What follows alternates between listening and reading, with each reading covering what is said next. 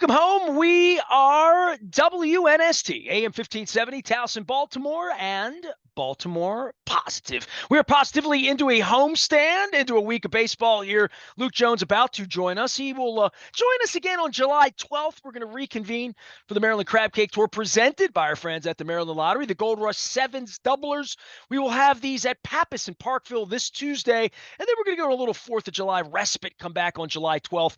We are putting together the Maryland Oyster Tour in September, so I'm really looking forward to that. Our friends at Liberty Pure Solutions making our water crystal clear, as well as Jiffy Lube Multi-Care, keeping us tuned up and out on the road and oiled up for a good series here with the Guardians ahead. Rough weekend for the Orioles down in Houston, and we talked about the Yankees a little bit over the weekend. Luke's about to join us. Luke, before I start, we're going to be at Pappas in Parkville on Tuesday. I have a litany of great guests stopping by, old friends and new. 4th of July week. We're going to be at the Heritage Fair this weekend, so we're looking forward to that. I had a bucket list interview this week with I have two guests, and I don't want to spoil the second one yet because I want to make sure he joins me later in the day. But I had Greg Hawkes from the Cars, one of the surviving members, without realizing he was from Howard County, Atholton. He was a ticket taker at Merriweather for The Who and for Tom Jones back in 1970 and 71, and later performed there as a member of the Cars, where I had a front row seat in 1984. And also saw the Beatles at the Baltimore Civic Center. And you'll appreciate this. I'm just going to plug this piece, and I'm going to say something nice about Coco's, and then we're going to talk about the Orioles and the Guardians to wash out all that. Let me get some Royal Farms Kona coffee. I got to wash the taste of that Astros thing. Oh, man, my cousin's an Astros fan. She grew up here. She's got a Baltimore accent. She roots for the Astros. I should bring her on this week. She's a mess. Coco's had an issue over the weekend, and they lost their power on Friday. And Luke, you've been to Coco's on occasion. You've had the delicious crab cake there. You know they have this big refrigerated things that they keep all the crab cakes in, and there are always hundreds of crab cakes ahead, making those big softball 11-ounce delicious crab cakes that they have over there. Not to mention the coconut shrimp that's my jam over there. The power goes out on Friday, and then Saturday it happened again. So she just got back up running, and she's like, oh my God. Marcella puts out a thing out on Facebook that our power's out and we have 600 crab cakes here, $25 a crab cake. Come get them. And I'm like, let's help Marcella. And I shared it everywhere and whatever. She sold out of crab cakes in 2 hours on Saturday. It's the power community. And so bravo to everybody that saved Marcella. Small business, can't have losses like that. Who wants to waste crab cakes on a hot weekend? So all of that stuff worked out. Luke became an uncle this week as well. So we've just had good stories of triumph. They beat the Yankees. And then, I had a triumph. Greg Hawkes did the show, and they're playing Saturday night at Rams Head, and there's still tickets available to go hear a whole evening of Cars music with Greg Hawkes and a band called Eddie Japan. So I've had a good week. Weather's been nice, but the baseball over the weekend, dude, I mean, we were having a good time here when you and I left things at Costas, high-fiving. Everybody's mooing, scoring 17 runs. All the memes are all these Oriole tough guys beating up on Yankees and little Three Stooges and Little Rascals memes and stuff. My favorites are always the Julia Louis-Dreyfus and Jason Alexander. The Seinfeld ones are my favorite, but with Orioles Yankees. But they haven't won anything. And this Astros thing over the weekend, it was rough, and the bats need to awaken, and they're coming home. And there should be optimism. We're going to have a lot of fans there this week. Joan Jett's coming in, man.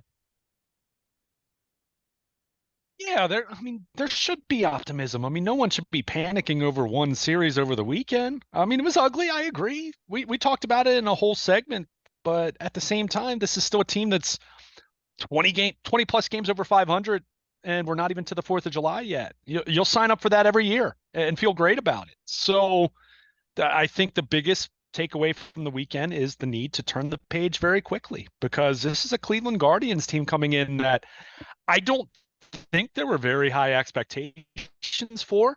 The Tito Francona era had come to an end, and I think whenever you're talking about a manager that's led you to pennants and deep October runs and all of that, that there's a question as far as what is it going to look like, especially in a market like Cleveland where they haven't spent money. And you wonder about that. But Stephen Vogt has come in and has done a really nice job as manager. And I think the biggest thing when you're looking at the Guardians, and yes, they have some bats. Jose Ramirez is a well-known name around baseball at this point in time. Josh Naylor's had a really nice year for them. But you look at the pitching, but you peel back the onion. Their rotation's not impressive on paper, right? I mean, you look at the pitching matchups for this series, even. I mean, 3.65, okay. Logan Allen has a 5.23 ERA. Carlos Carrasco has a 5.40. So it's not their rotation, but look at their bullpen and look at the bullpen numbers. And obviously, it begins with Class A, their closer, who is another Felix Bautista kind of dominant ninth inning arm that you just feel great about. But it's not just him. Their bullpen has been that good. So in a way, it does kind of remind you of those Cleveland teams going back to when they played the Cubs in the World Series, 8 years ago at this point in time, where they tried to shorten the game and they could turn it over to the bullpen in the fifth or sixth inning and feel great about it the rest of the way. So their bullpen has been outstanding, and they've just played really good baseball. We've spent so much time talking about the Orioles and Yankees and the AL East race. I mean, Cleveland, I mean, they've separated from Minnesota. Obviously, the Royals have really come back to earth after a fantastic start. Detroit isn't awful, but they're not good either. And obviously, the White Sox are horrendous. I mean, Cleveland has been the very clear class of that division, and I mean, they go into this series with a 7.5 game lead. So, they're in way better shape than the Orioles or Yankees as it pertains to the division and winning the division. So, the overall point that I made, I think it was the eighth inning on Sunday as the Orioles were getting swept in Houston, is you better be ready to turn the page because this is a Cleveland team that's playing really good baseball. They just disposed of the Blue Jays, who, by the way, I mean, the Blue Jays are just a mess. I mean, they're crumbling at this point in time, but they took care of them, and let's go fleece them. That's a good baseball team. I mean, it really is. Yeah, maybe. I mean, I don't know if they're going to be, but this is a good team in Cleveland coming in, and like I said, it really begins with how great their bullpen has been. Look at their bullpen splits compared to the rest of the league. It's silly what their bullpen is doing. Can that last for 162 games? Yeah, it's probably fair to ask that. But where they stand right now, which is a record that's a little bit better than the Orioles and Yankees, they've quietly overtaken the Orioles and Yankees for the best record in the league. So, but their bullpen has just been outstanding, and it's really covered up any other deficiencies they might have. John Martin from the Maryland Lottery comes on all the time with us, and I kid him. He's Guardians. He grew up honest in Cleveland, but really big sports historian. Like when I start talking, because we need to talk lottery and scratch offs, to talk about Mega Millions, talk about winners, talk about their Olympic giveaway, all the stuff that we do, cash pop, all the new games. But when I get him going on baseball, and I did this week, so it's a great segment because he was talking about the 54 World Series and the drought in his lifetime, and I brought you up as though like you were born 2 weeks before the last time we won. They go back even further if you don't count LeBron. And certainly from the Brown side, it's hopeless there. And then, and I talk to John a lot about baseball because we do home run riches all the time. We always put a little baseball, like how the team's doing. We like to keep it topical so it's not boring lottery talk or boring sports gambling talk or whatever. But the Bieber thing for him was like sort of an inside thing in March and April, like, hey, maybe thinking, we're going to get Jackson Holiday for Bieber or something. But the notion that things have gone perfect for them, they have not. And if you think the Yankees are big and bad, this is a team playing 650 ball too.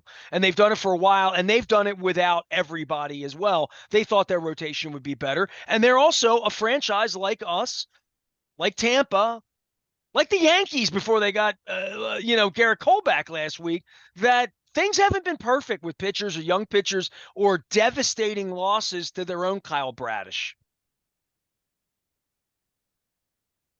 No doubt about it. And look, this is part of the dialogue here is pitching injuries are It's part of the sport. I mean, it really is. We've talked about it a lot. You and I've spent entire segments kind of talking about that. So yeah, I mean, when you talk about Bieber and I mean, it hasn't been a perfect season for Cleveland, but like I said, their bullpen has just been so good. I mean, their starting rotation on paper doesn't really impress you. Statistically, it doesn't really impress you. It's not horrendous, but it's certainly not where you're looking at them and saying, "Oh my gosh, I mean, their top three starters are unbelievable." And how are you going to navigate that if you face them in the postseason? I mean, they're not that team. It's just that their bullpen has been amazing. You know, with Clase and go down the list. I mean, they've got three or four other relievers who have sub 2 ERAs. I mean, you have guys with a one something ERA in the bullpen and missing bats and getting outs and holds and saves and all of that. I mean, Well, the goal is to you avoid those better guys score because if you're runs. ahead, you avoid I, those guys, right? I was just going to say, if you're not leading in the sixth inning, then this is not the kind of series you want to navigate. And you know, we mentioned this a little bit with the Philadelphia series. I mean, the Phillies have a much like Cleveland, outstanding bullpen where they have four or five guys where you know, probably three of those guys could close on other teams. I mean, that's kind of what you're looking at. But, you know, I mean, this Cleveland team, again, you look at the record and you say, how are they so good? Because don't get me wrong. I mean, Jose Ramirez is a fantastic player. Naylor, you know, they've got Stephen Kwan, who's kind of the throwback as far as a contact hitter and all that you just don't see very much of it in the modern game. So it's not as though their offense stinks. Let me be clear about that. But what when you're looking at what the secret sauce is, what really has made Cleveland so great this year? Again, the bullpen numbers in terms of you know whether you're talking just ERA or getting nerdier with wins above replacement and win probability added and all those different things. I mean, their pen has just been so good. Again, can that last for 6 months? I mean, that's always a question with pitching at this point in time. And to your point, you know, it's not as though they haven't had some injuries, you know, particularly to their rotation, you know, with prominent pitcher going down. So, you know, we'll see. But again, you better if you're down a run or two going into the seventh inning, you're not feeling great about your chances. I mean, you just aren't. So, you know, I think if there's something that does stand out a little bit, I mean, Cleveland they've been good on the road, but they've really been amazing playing at home this year. You look at their home road splits. I mean, I think they've lost 9 games at the ballpark, formerly known as the Jake, all year. So, but they've, you know, 23 and 17 on the road. They've been perfectly fine on the road. So it's a good team. Again, you kind of look at their makeup. You looked at where expectations were, new manager, Terry Francona retiring. I think there was a thought of, okay, you still have Minnesota, Kansas City. No one thought they'd get off to the start they did, but now they've obviously come back to earth. You know, I think people were wondering about the Tigers a little bit with some of their young talent. What was that going to look like? I mean, I don't think anyone thought Cleveland was going to be terrible. Let me be clear about that. But you know, I don't think anyone was looking at the Guardians and saying, "Oh, they're going to be the class of the division. They're going to be up 7+ games as we're approaching the 4th of July." So again, their pitching has been good, and you know, they've got a plus 104 run differential. That's not fluky. You know, when you're talking about run differentials in the triple digits in late June, you know, it's not just that you're getting lucky in 1-run games and you're fortunate that, you know, the ball's bouncing away, all that. No, they're good. I mean, they're good. Now, are they 100-win good? Great. You know, I think that's still to be determined. Again, is that bullpen going to continue to excel at this level, to this degree?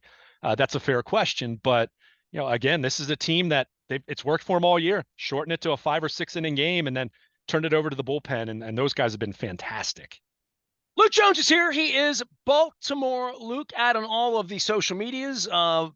Ravens are kind of quiet right now. Let's kind of keep it that way. We're quieting down the Crab Cake Tour after our stop at Pappas and Parkville on Tuesday for a couple of weeks as we get up on the 4th of July. The weather's heating up. You and I did a whole turn on Rubenstein and trade deadline and pitching, and people can go listen to that. You and I did a whole thing on Willie Mays last week on the Crab Cake Tour over at Costas as well, and a little bit of the history of baseball. And we geeked out, nerded out on that. And I'm sure we will nerd out again before July 12th when we gather at Fadley's for another crab cake down there. Thumbs up, thumbs down for you on the weekend and on the hitting and on the prescription for getting this a little bit better with the bats, and we wouldn't have said that on Thursday with 17 Yeah. runs, even the crazy ninth inning they had on Friday night. But the Saturday Sunday thing, we mentioned fatigue this, and they're playing a lot of games. They're playing stiffer competition, and they were on the road and in a dome and blah blah. Everybody's wearing orange. I did notice that, including my cousin. Um, Hot and cold, thumbs up, thumbs down. But we're always wondering this with the outfield and decisions they're going to make with Mateo and Westberg and nagging injuries. And when do you give Rutschman a day off? And do you DH him? And, how long's O'Hearn going to keep this going? And Santander, we were 2 weeks ago like, what's up with him? And then he just hits home runs. And so all of these guys that there's that streakiness that Mountcastle's famous for, that Hayes, a lot of these guys are famous for being streaky. And two bats can carry them through the next 8 days, and they could just go 6-1, before the weekend's over and everything, because they're capable of that. I don't know if the pitching, if I'm believing in the pitching more and more times through the rotation without Bradish and with Povich and guys I'm still questioning as to whether they belong, and Irvin, how long that's going to last, and Suarez, who my Venezuelan brother, I don't claim Altuve anymore because he's a cheater. We didn't even get into that. It took me an hour and a half of talking baseball without accusing the Astros of cheating. Thumbs up, thumbs down on hitting right now and what you want to see done with the lineup. I mean, look, I'm not going to sit here and say thumbs down when the numbers are what they are, right? I mean, this has been one of the best offenses in baseball. And I know we've talked about the walks. By the way, Adley Rutschman's walk rate, go look at it. It's on the rise, and he's continued to produce and all of that. So that's normalized as I thought it would. But they slug, and okay, they didn't hit the ball over the weekend. Blanco was really good on Saturday and is having a really good year. And Frember Valdez, who I understand hasn't had the dominant year statistically, we know what he's capable of. So they ran into some good pitching. It's not an excuse, but it's part of it. And I thought over the weekend, yeah, they didn't have as good of at bats. I thought there were a couple times where they took a called third strike, and you could see it. The hitter wasn't pleased, but the K zone suggested as a strike, man.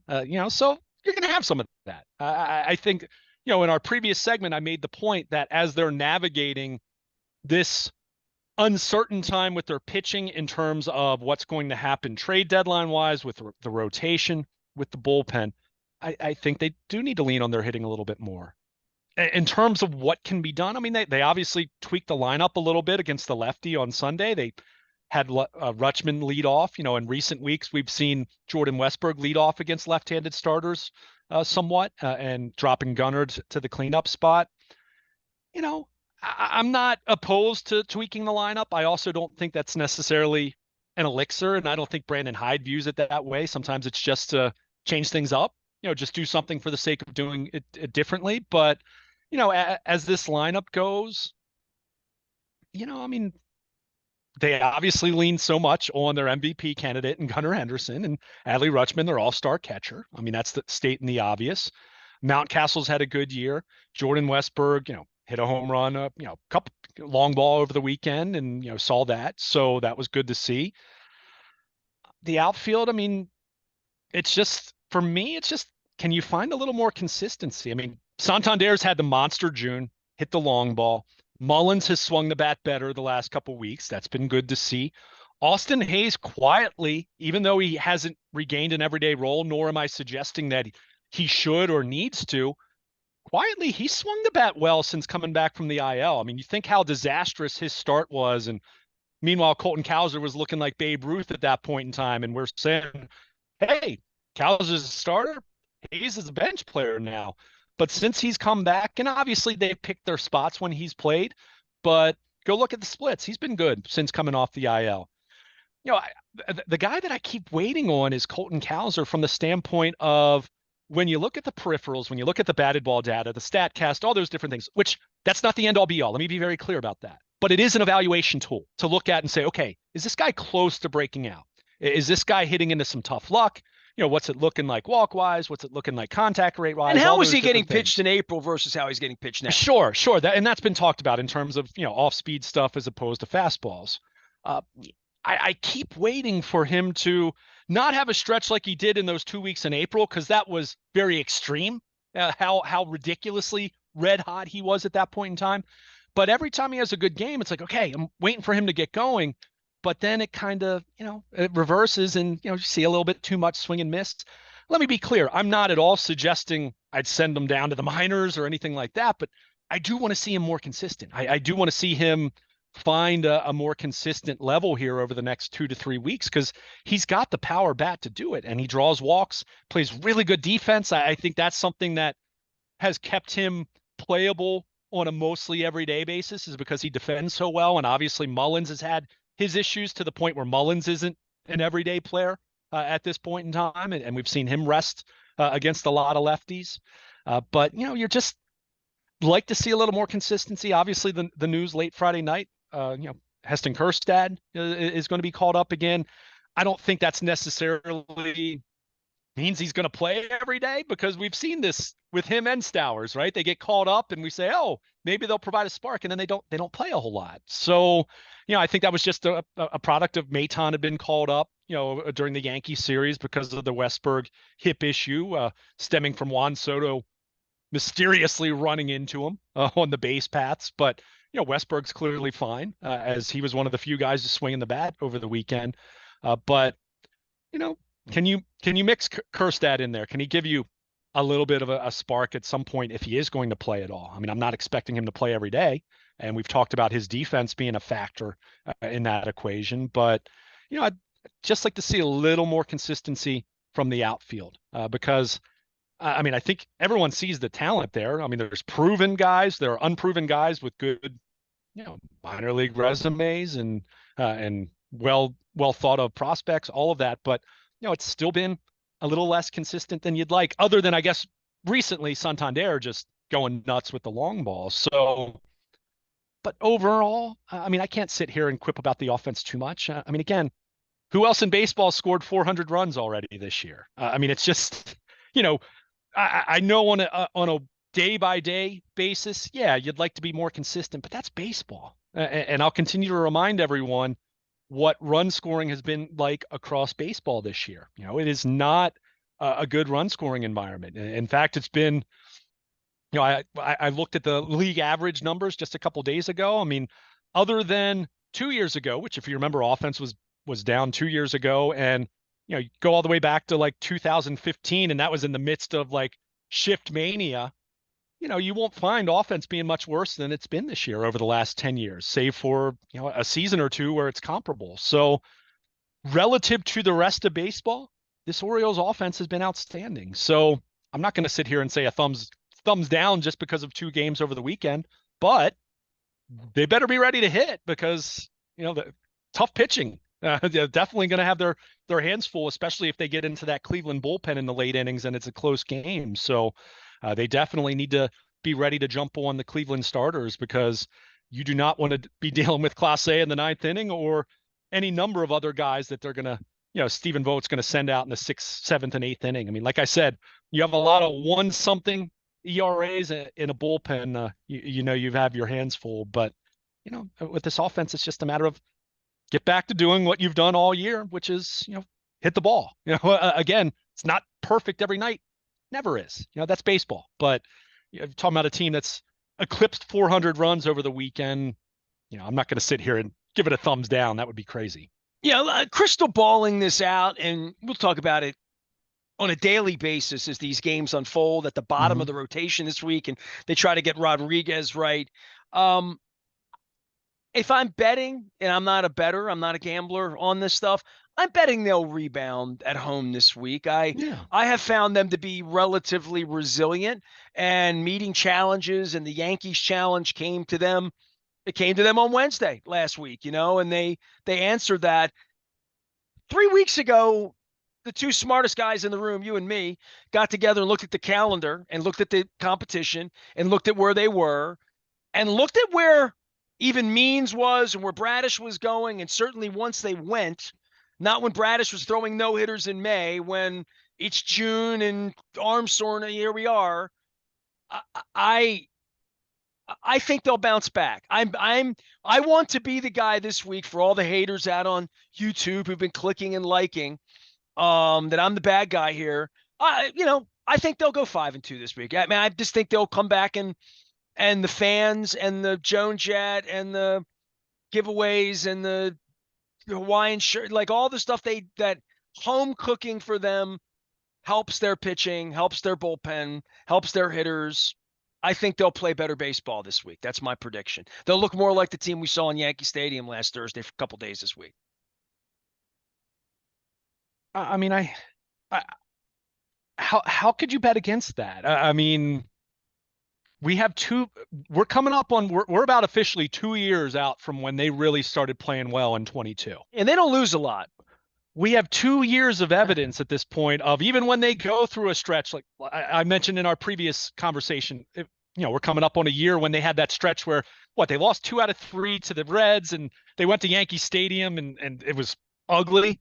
They lost to 6 out of 7. And I was on vacation at the time, and every time I opened up social media, all I saw was, oh, the sky's falling, the season's over, this team's coming back to earth, all that. And then they got themselves right back to the way that they'd played, which was playing really well. So I think they're going to be fine. Does that mean I think they're going to go 7-0 either? It's baseball. Again, you're going to lose some games.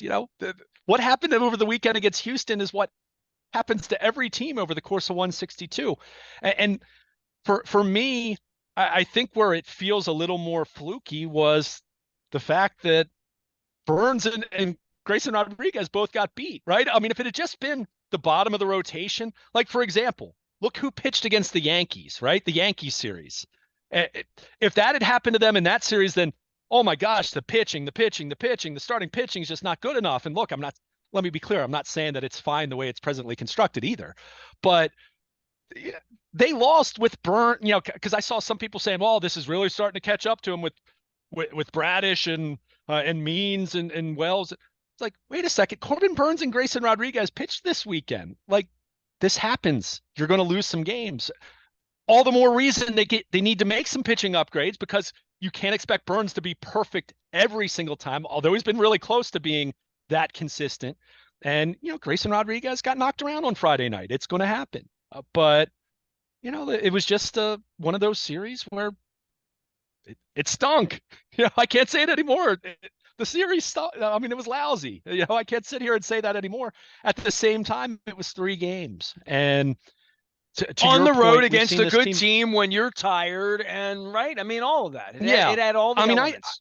I definitely, and again, I don't want to say this because it comes across as just making an excuse. At the same time, they've had so few off days over the last month plus that I think it would be naive not to think that there's a little bit of that. And I even said that to you during the Yankee series that, a little bit of sloppiness with the defense, a little more than we're accustomed to seeing. I feel like that's maybe something that's showing up a little bit, is for maybe some mental fatigue there.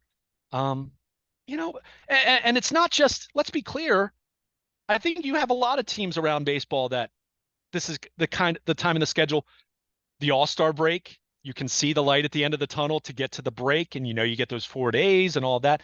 So everyone's battling that. So I don't want to make this a thing that, oh, woe is me with the Orioles and Major League Baseball is out to get them. No, none of that. But by the way, Rutschman and Henderson aren't getting time off. Probably Burns neither, right? Like, so a bunch of those guys are going to wind up going. So they're not going to get that rest in their own mind that a lot of other guys. Mateo's saying, "Dude, I'm off a couple days." Right. But even those guys, I mean, the mental, it's not quite as mentally taxing. I mean, that's more, that's a fun thing. Oh, dude, I've been to All-Star game. It's more mentally taxing trying to get family tickets in and out. Sure. But I mean, right. But I mean the baseball part of it. Right. But that said, I don't know how you can't look at the schedule and say, I'm sure that's part of it. That's part of it. I'm sure they're tired right now. Brandon Hyde even said that after the Yankee series. It was the Philly series. So on Sunday afternoon last weekend, when they crushed Zach Wheeler, one of the things Brandon Hyde said was, our guys are tired. I could see it come when they're walking off the field back to the dugout. I mean, you can tell they're tired. They're trying hard. They're playing hard, but you can tell they're a little tired. So now that said, they'll be off on July 1st, right? So, they'll get through this week and they'll have an off day. Does that fix everything, or is that the end all be all? No, of course not. But yeah, you'd like to get into a stretch of baseball where you're on average having a day off per week to 10 days, a little more normalized schedule. So I think that's part of it. But again, that's not an excuse. And those guys aren't going to use it as an excuse. And that's why, to your point, your prediction, which I wholeheartedly agree with, I think they're going to bounce back here. I think Cleveland is really good. Do I think Cleveland is some unbeatable juggernaut? No, but you better get an early lead on them, because you do not want to be navigating that bullpen trying to make up a run or two. I mean, because lots of teams have tried and failed. The numbers speak for themselves. It's why they're 20 plus games over 500 in late June. But between them, Texas, who they get Scherzer back, they're on a little bit of a winning streak here. But overall, the Rangers have been disappointing. They've been sub 500. So this is a week that shouldn't be intimidating to the Orioles whatsoever. But you hope the weekend served as, not a wake-up call. That might be too strong, but just a reminder, a gentle nudge to say, hey, yeah, things went really well against the Phillies and the Yankees, and good job on that. And you proved some people wrong around baseball, but this game humbles you very quickly, doesn't it? It absolutely did over the weekend for them. So turn the page, get home, sleep in your own beds, and I think they'll be fine in the context of the present and winning some series and not going into some big tailspin. We'll talk about the pitching and trade deadline and all that. We'll continue to talk about that. We've still got 5 weeks to go. And even if they make a trade, we'll say, okay, what are they doing next? Right? Because that's just the nature of it. But I do truly feel this team has earned more than the benefit of the doubt as it pertains to, okay, you got swept. It stunk. It was ugly. Maybe a little embarrassing if we're being honest, but they're fine. They really are. Yankees lost the series. They're fine. Get home, start playing good baseball again, and take care of business against a good Cleveland team. Because if you don't, then probably, you're going to have your feelings hurt again, and then concerns will start to mount a little bit more. Big week ahead, 4th of July, right around the corner. Orioles home all week, fighting for first place. Could be in first place by the end of the week. You play well. Simple as that. Play as well as they did last week. We'll have that happen. Luke will be out at the ballpark all week this week. The baby is here. Uncle Luke is back on the full-time beat against the Guardians and the Rangers this week. We're going to be on the beat at Pappas in Parkville on Tuesday. I will have the Gold Rush Sevens doublers to give away at Pappas Parkville. Our next show after that will be July 12th. We will not be down at Fadley's this Friday. I will be taking my wife and her foot in the boot up to Hootie and the Blowfish to see them perform up in Hershey on Friday. Speaking of that, Mark Bryan is here this week. Thomas Dolby, whose show is down at Anthem in a couple of weeks. A lot of summer tours.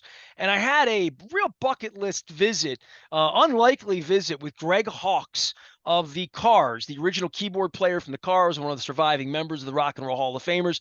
He has put a band together called Eddie Japan. They're playing on Saturday night down at Ram's Head and Naps. A lot of stuff going on, man. Heritage Fair's happening this weekend. I'll be a part of that as well, and big concerts, and just it's summertime around here. Make sure you're keeping those wise conversations first and foremost. I know we got some hamburgers for the grill over the weekend. A little easier to cook outside when it's 98 degrees outside, or order Coco's crab cakes when they're $25 and their freezers are going out and all that stuff that happened last week. But hopefully a good week ahead here. Get some folks out and checking out our stuff, and let everybody know if you're digging what you're hearing and seeing here at Baltimore Positive. We have big plans ahead for football season, certainly, and new website, too. Jessica Vallis joined us last week over at Costas, talked about our new website and about the things we're doing there. Also was joined by Chris Emery. It's like radio disc jockey week. Had Chris Emery last week. John Patty of WBAL is going to be my cohort at Pappas on Tuesday. Leonard Raskin's going to stop by. Steve Elliott, we're right in the area where Elliott Family Chiropractic Life is. My old pal Barry Stitz from my Little League teams in Eastwood Little League in 1978-79. One-time super soccer star with the Blast and Spirit.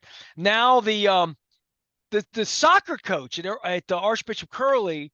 And, when I started looking at Stitz, I started to do research, because it's not often You invite a childhood friend on, you Google him, and he's got a bio and all that stuff. He's in like Hall of Fames, like all over the place too. So I'm really going to bust his chops because he's been running for me. So Barry Stitz will join us at Pappas on Tuesday. So a lot of great conversations, music, sports, old friends, new friends, crab cakes, and on a daily basis, Luke Jones has got you covered at Oriole Park at Camden Yards each and every night on the X or the Twitter or whatever. There's an old WWE reference right there. You go. I am Nestor. We are WNST AM 1570 Towson, Baltimore. Big thanks to our friends at Jiffy Lube and Liberty Pure Solutions for putting this out on the road on the Crab Cake Tour as well. Even though I'm getting the chicken franchise at, I'm going to learn how to say that, franchisee over at Pappas and Parkville. Back for more on Baltimore Positive. Stay with us.